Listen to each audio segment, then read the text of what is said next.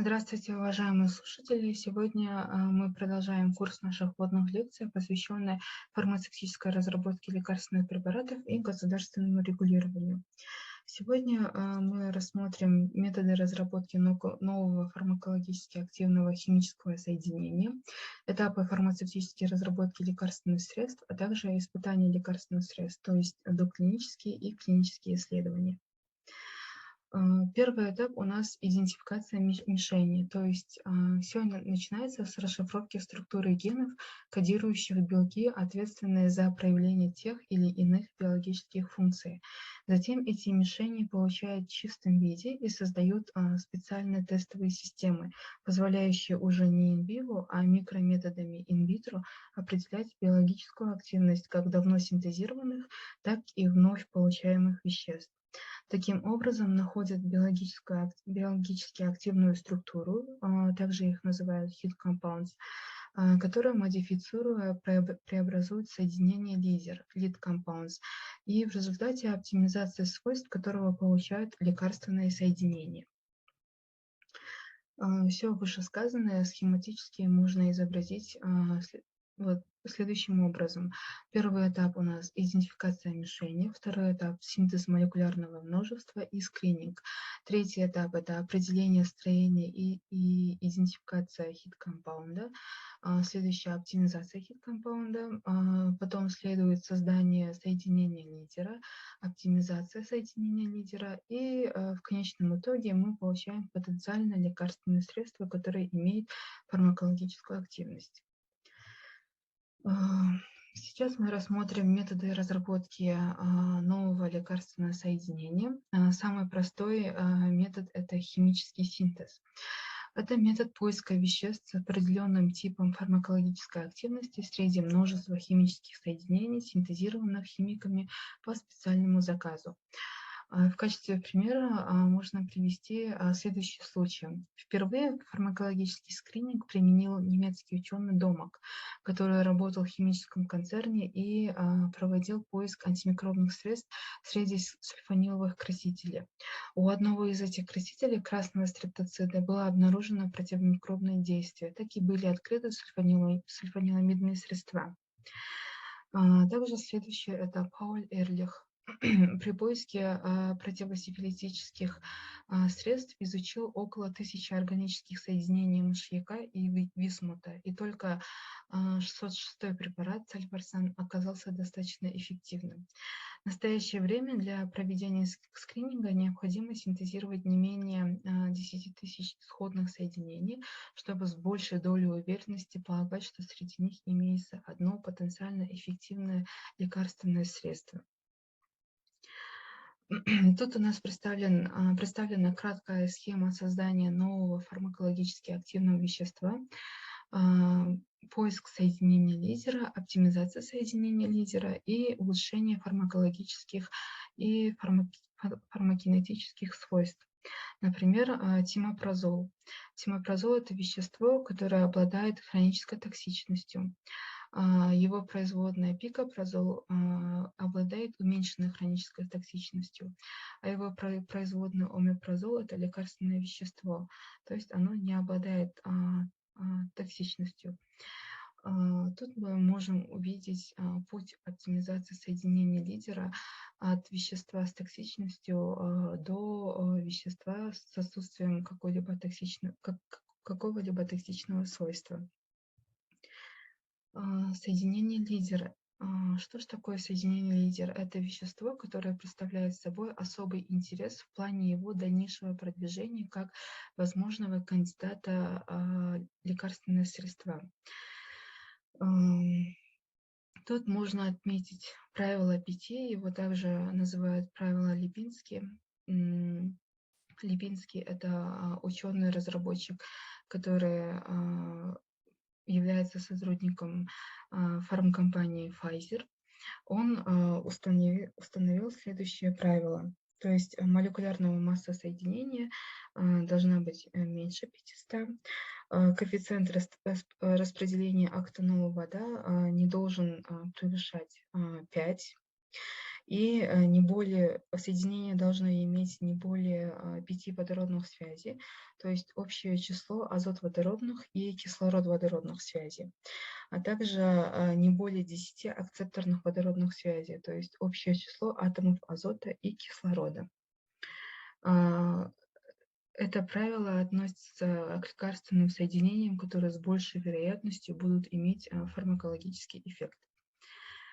Как мы уже ранее говорили, для разработки лекарственных средств, имеющих фармакологическую активность, необходимо синтезировать очень большое количество соединений, чтобы с уверенностью сказать, что хотя бы один из них может быть потенциальным лекарственным средством. И тут появляется ряд проблем, которые можно решить с помощью комбинаторной химии. Комбинаторная химия — это, говоря простым языком, способ быстрого параллельного синтеза многих веществ с последующим скринингом их фармакологической активностью.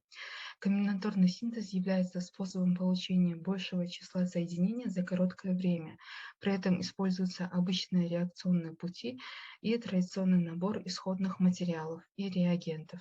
Например, с помощью комбинаторного синтеза синтезируется множество соединений, и они не подвергаются исследованию отдельно. То есть их можно в комплексе проверить на биологическую активность. И если не будет не будет заметна какая-либо фармакологическая активность, то можно по этим соединениям уже в дальнейшем не проводить какой-либо скрининг. То есть это экономия времени. Цель комбинаторного синтеза заключается в том, чтобы одновременно создать молекулярное множество. Это может быть достигнуто, проводя взаимодействие исходных веществ комбинаторно. Например, взаимодействие соединений X с соединением Y дает единственное соединение XY, тогда как целая группа этих отдельных соединений может дать всевозможные комбинации. Комбинаторный синтез используется в основном в двух направлениях. Для оптимизации лекарственного препарата — это первое.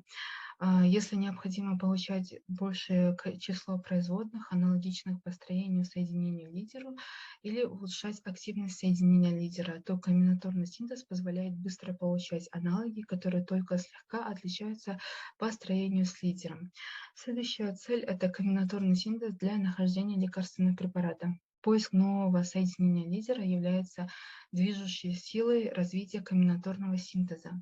Столкнувшись лицом к лицу с множеством новых мишеней, фармацевтические компании испытывают проблему с идентификацией функций каждой мишени, нахождение соединения лидера для каждой мишени и оптимизация строения лидера по возможности быстрее. Здесь появляется реальная необходимость комбинаторного синтеза.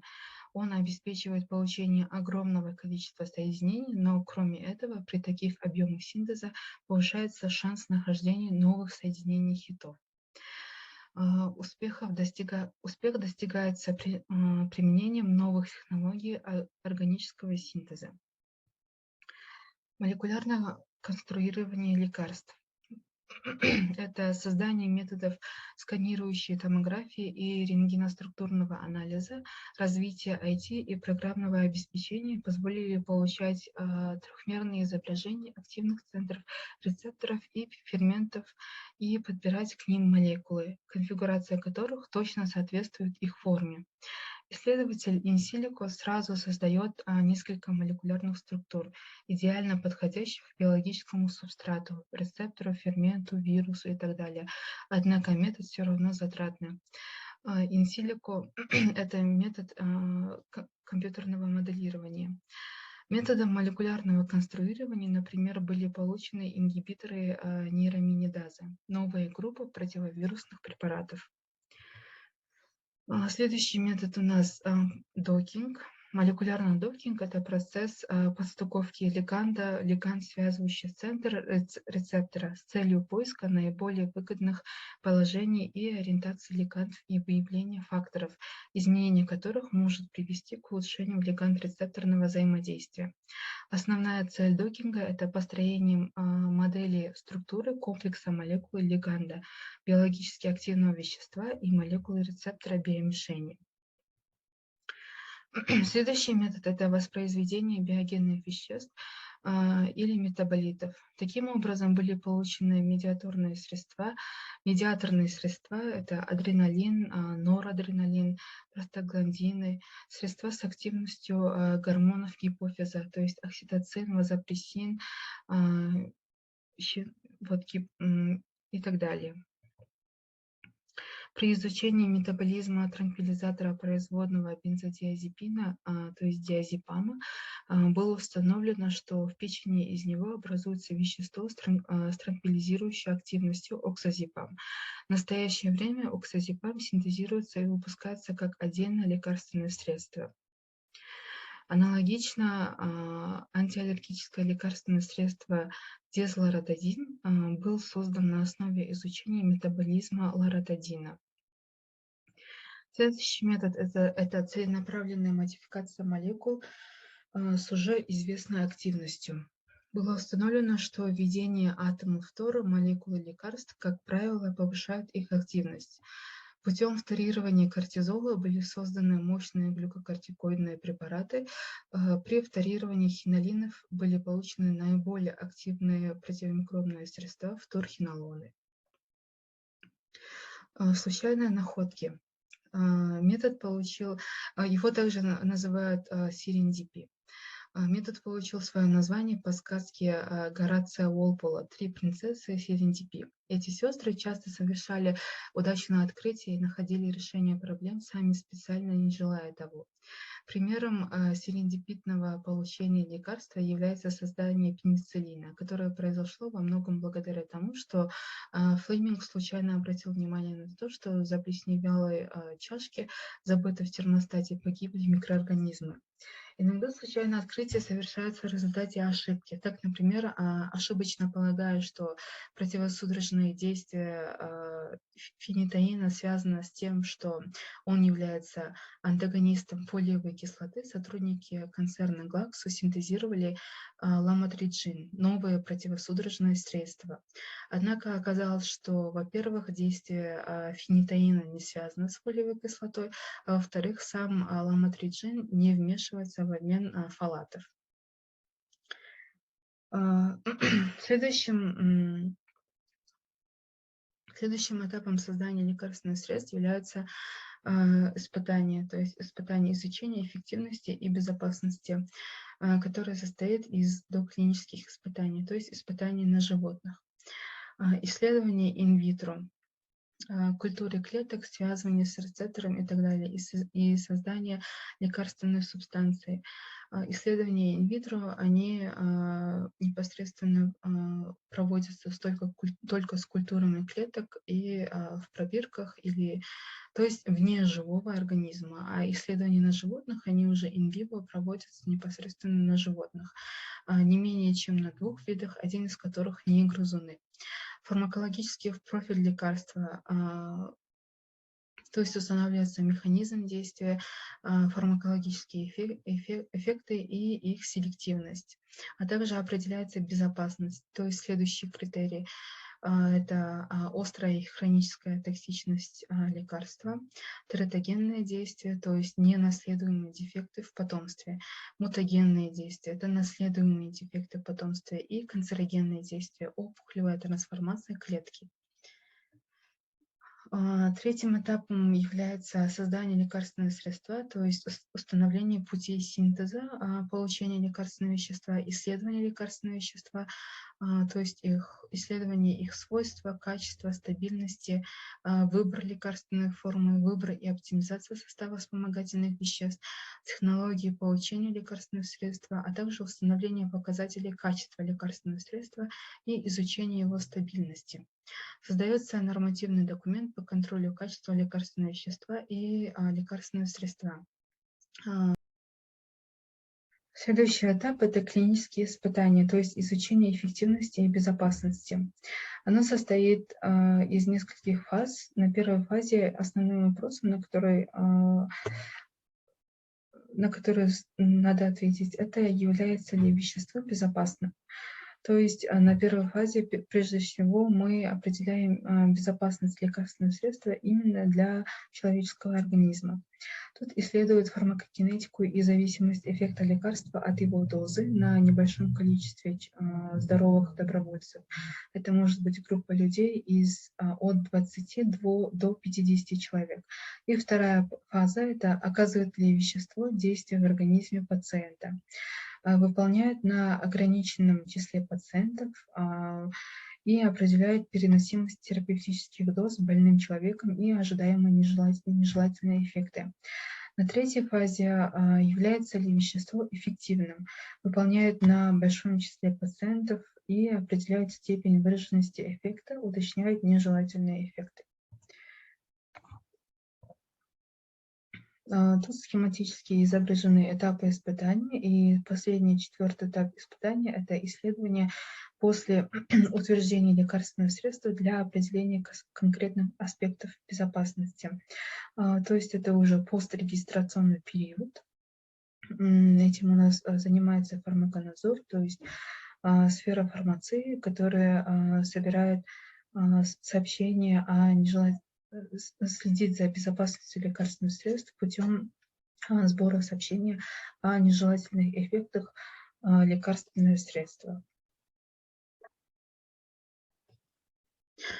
В заключение могу сказать, что при разработке подходящей формы введения препарата необходимо учитывать такие факторы, как его переносимость пациентам и особенности активного вещества. Нейтральные или вспомогательные вещества могут составлять большую часть объема медицинского препарата, являясь носителем для активных компонентов. От формы введения препарата также зависит усвоение и доступность активного вещества, а следовательно и терапевтический эффект препарата. Форма введения определяет, каким образом активное вещество поступает в организм, где и в какой дозировке оно высвобождается и сколько времени необходимо для его усвоения. Специалисты по разработке лекарственных форм следят за тем, чтобы препарат усваивался организмом, а терапевтическая доза достигала необходимого органа. Спасибо за внимание.